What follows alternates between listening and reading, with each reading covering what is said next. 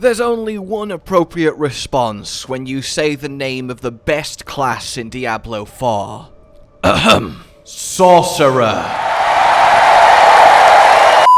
Oh yes, my fellow soon-to-be dwellers of hell. It's time to talk, let's be honest, the best class in Diablo 4. And no, it might not be numerically the best, though it is in contention for that, but it's by far got that certain je ne sais quoi that makes it so much fun to play. So if you like your magic, you like your gorgeous spell effects, raining down fire, obliterating with frost, and blasting off lightning from a safe distance, with a huge bag of tricks at your command, well, this is definitely the class for you. But let's dig down into it and give you a proper primer for Sorcerer going in to the start of Early Access and beyond. This will be one of the most popular classes. It was in the betas along with Necro, so there will be a lot of competition. It is the most selfish class in the game in that it brings the least amount of group utility or help. You're just kind of there doing your thing. But because of that, you are also the most self-sufficient class. You're a one-man army. You don't really have too many glaring weaknesses outside of being a little bit squishy, outside of your ice shield and other defensive skills, but you are very good at just getting on with things without help. You have massive amounts of damage, both burst and dot, and arguably the most effective class at clearing out screens of enemies as fast as possible. You will have to be quite good at resource management. Mana is a big deal here, and you're going to find yourself wanting as much of it as possible, and it does prevent you from just slapping on 6 powerful abilities and going to town, because you generally won't be casting them, because you won't be able to afford to. And as such, a standard sorcery build will probably only have 2 mana spenders out of their 6 abilities as the core of the damage they're dealing, with everything else set up to both support it and to keep you alive and fueled. We also have a focus on lucky hits. It's not an exclusive mechanic, but it is one that we play off a lot, as there are talents that support it, and some very effective legendary powers that will feed into it too. Lucky hits being a % chance when you do damage for a thing to happen. As an example, critical hits getting a 15% chance to reset the cooldown of one of your defensive skills, which of course massively increases your survivability, but there's plenty of offensive options too. We are working then with the Enchantment as the unique mechanic. How this works is at level 15 and then at level 30, you'll unlock the ability to put 2 of your learnt skills into your enchantment slots, which will then generate a powerful and fun build-defining passive ability that is now just always active.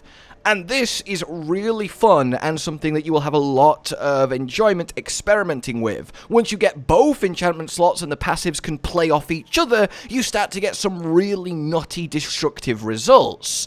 You can do stuff like having Firewall have an 8% chance every time it does damage to spawn 2 more firewalls. So you can see how that can get out of control and just propagate to a screen on fire. It really is quite satisfying, and it's an elegant little unique hook for this class. And as we'll have plenty of time to weave in our free left-click default basic attack due to waiting for mana to regen at least early game while you're leveling, it is important on this class to master stutter stepping, where you, as soon as the animation for your attack is finished, move just a tiny bit to cancel the recovery, and then you can attack again. This will result in higher DPS than just standing still and blasting, and also make you much harder to kill because you keep moving out of range between each of your attacks. It's quite a good core little skill to learn. And talking of skills then, what's going on with that? Well, we have 3 main schools of magic with the Sorcerer: Ice, Fire, and Lightning. Starting with Lightning then, this has a few main focuses, critical hits being one of them, good chance to just blow people up. This school involves Chain Lightning, which has proved to be one of the most potent and effective abilities, and even though it did get nerfed, it still remains a really solid choice, but doesn't come onto its own until more endgame. You likely won't be leveling with this anymore. You also have Crackling Energy, which essentially means little blobs of power will appear on the ground while using certain lightning spells with certain passives applied, and if you pick them up, you will fill the little UI element above your experience bar. While you have them to spare, you will just pulse damage to everyone around you, which is quite fun too. You also get stuns with lightning and synergy based on dealing with stunned enemies. Each of the 3 schools does come with a way of CCing your opponents, they just do it in different flavors. Ice being the most obvious flavor in the form of freezing enemies. Lots of ways to do it and lots of ways to take advantage of frozen enemies. This is also where a lot of your defensive abilities come from, Ice Shield being the big one, and Ice Shield does let you regenerate mana faster while you're in it, which is always nice too, though there are other ways to go about doing that. Then we have the fact that Ice is very good at making enemies vulnerable. Vulnerable enemies just take bonus damage, and that obviously means a vulnerable enemy is generally a dead enemy. Ice does lose a little bit against single target or big boss health bars, especially with how hard they are to CC, which really enables the rest of what this school can do, but it is by far the best supporting set of spells to weave into an otherwise either fire or lightning focused setup. But what does melt bosses, fittingly, is the Searing Inferno that is the Fire Tree. This is all about damage over time. They do have some just impact damage like Fireball, which is one of the best passives to put in your enchantment, as it just makes enemies have a chance to explode in a fireball when they die, which, as you can imagine, goes crazy if you get a few chain procs of it. But that said, the AoE of fire in general isn't the best because it is dot-based, so while you can, put dots on the entire screen of random trash mobs, you do have to then wait for them to die. Fire did contain Hydra, which was the best spell the Sorceress had, but it has been nerfed quite a lot. It's no longer really the anchor point of a build, but still definitely has its uses, thanks to its crit-powered passive.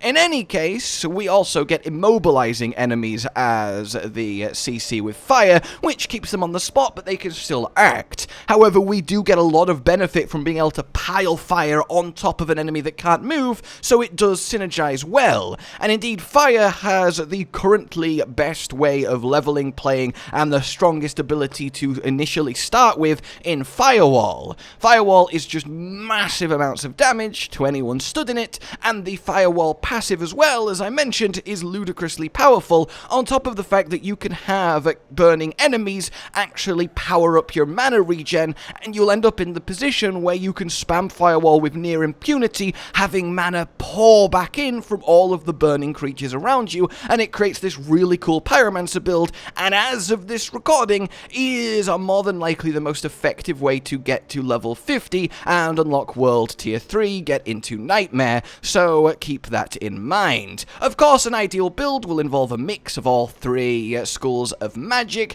and we will get to you with said ideal builds very soon into the game's lifecycle, so keep a lookout on that. And that's kind of your general initial overview of if the Sorcerer is going to be something that you want. It's not as legendary effect reliant as the other classes. It doesn't hinge on you luckily getting the correct aspect from a dungeon early on. It's a very one-man army, self-reliant, doesn't care what other people are doing way to play that comes with, of course, beautiful effects and that blasting at ranged playstyle, though you might say lightning a lot, involving the almost melee basic attack feeding into crits, movement speed, and damage there as another really solid way to play if you don't like Firewall, but I don't want to get bogged down with the nitty-gritty here. This is very much just a, hey, finding out if Sorcerer is something you will generally enjoy. You've got 3 ultimate abilities. 1, a giant snake inferno, putting a huge dot on everyone that it coils around.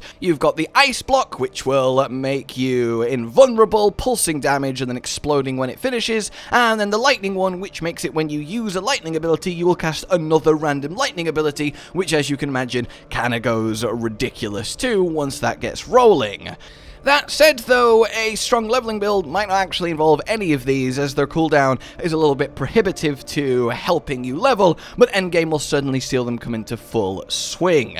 With that said then, you can be sure you're going to get a class that will always be good. Very potent early on, it drops a little bit off towards the end game, but certainly remains one of the stronger classes, and generally speaking will always be able to do what it needs to do. We've had Sorcerer's solo world bosses, so that tells you a lot as well, and generally speaking, bottom line, if you like magic, this is the one to go for. It satisfies that itch really well, and then some. You're not going to be feeling weak at any point, and you're not going to feeling like you're at the behest of RNG to actually let you do what you need to do, unlike something like the Rogue, which really is gear dependent.